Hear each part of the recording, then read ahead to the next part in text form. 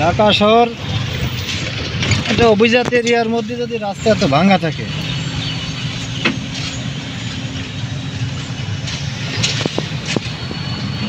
তাও ডিএসএস এরিয়ার সাথে এই রাস্তাটা জীবনে করেনি।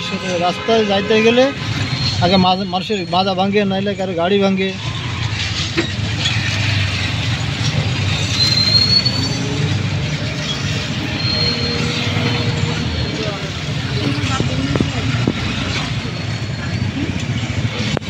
বছর আগে একদিন আমি আসতে যে আমার থুতনা ভেঙে গেছিল, বুঝছেন, দাঁত ভেঙে গেছিল। গাড়ির অবস্থা কাদা আমাদের কি অবস্থা।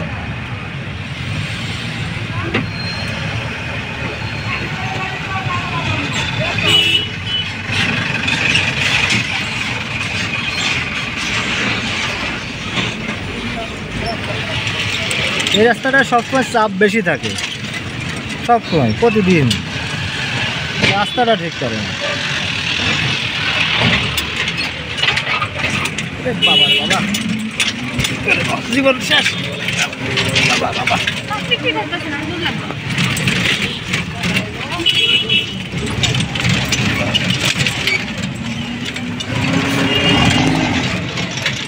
ভাঙ্গা রাস্তা মেমোরি একটু